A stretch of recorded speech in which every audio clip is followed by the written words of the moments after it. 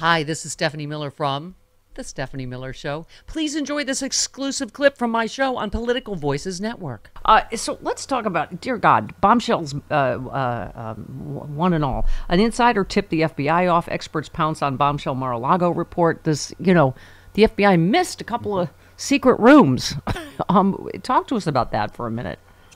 Yeah, so first of all, it's pretty unusual for the FBI to miss anything when they're executing a search warrant at any property. I know, I worked with them for years. Doesn't mean Donald Trump, didn't have some super secret squirrel room behind a bookcase somewhere. Mm-hmm. You gotta pull the right statue down for the wall to open.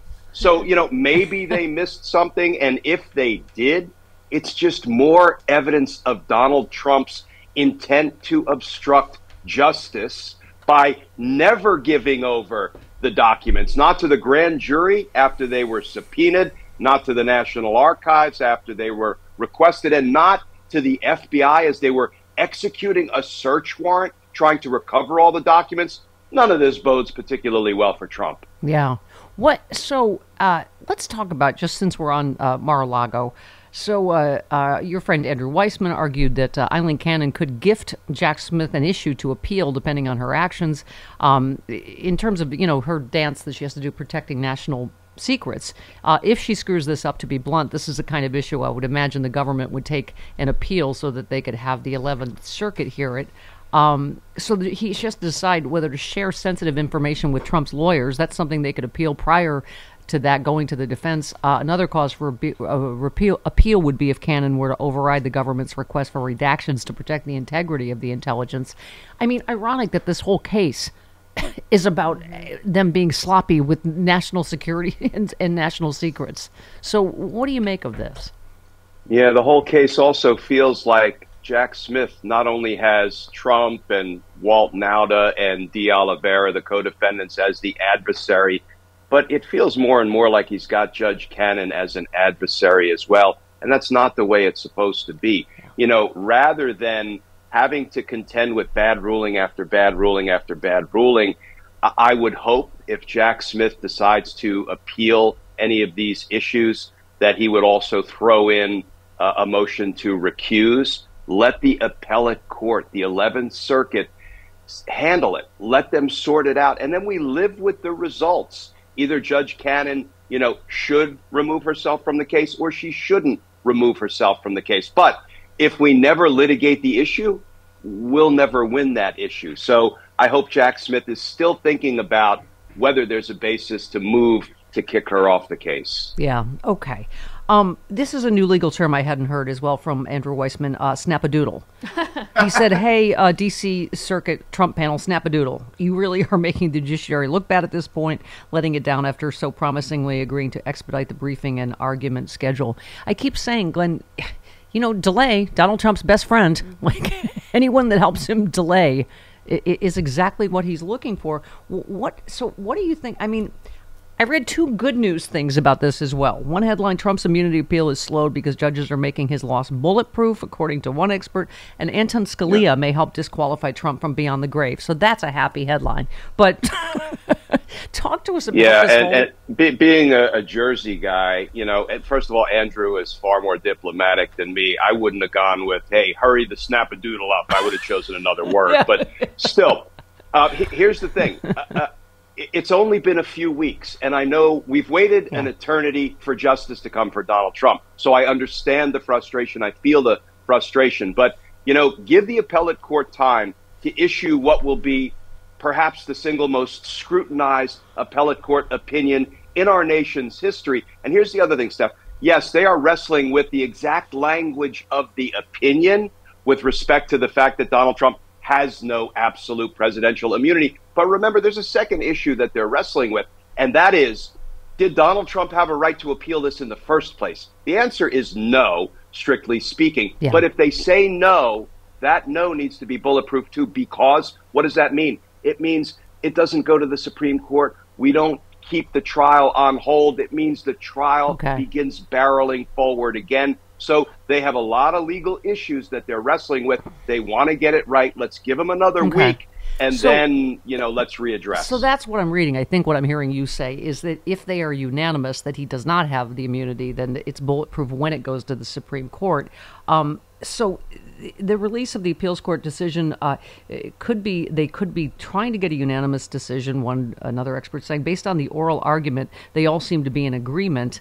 Where Trump said, I can send SEAL Team 6 to assassinate my, they'll probably try to get to a 3-0 opinion and bulletproof that. So, but what does that mean legally, bulletproof? It means the Supreme Court won't take it at all? Or Yeah, but bulletproof is actually kind of a meaningless term. It means they want the legal reasoning. They want the cases that they cite as support for their decision to be the strongest arguments possible. So there's no little crack in their legal reasoning that the Supreme Court could jump into and break it apart. That's all that bulletproof means. But let me touch on the SEAL Team 6 thing. I was in court when this argument was made. Yeah. I was also active duty Army for 6.5 years. And here's the thing, Steph. When Trump's lawyer said, you're darn right, Donald Trump could order SEAL Team 6 to kill his political opponent, and he couldn't be prosecuted with one little qualification. You know what? SEAL Team 6 wouldn't do that. Here's why. We are taught not only that you must obey a lawful order, but that you absolutely must disobey an unlawful order. That would be an unlawful order. And here's the irony.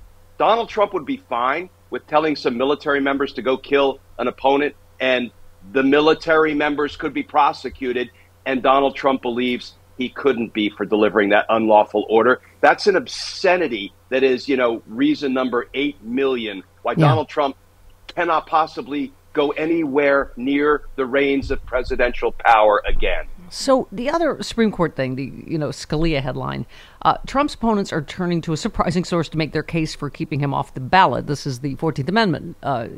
Liberal groups are citing a 2014 concurring opinion from Scalia as evidence the 14th Amendment insurrectionist clause applies to former presidents, invoking Scalia as kind of an attempt to cite some moral authority for one of the court's great originalists.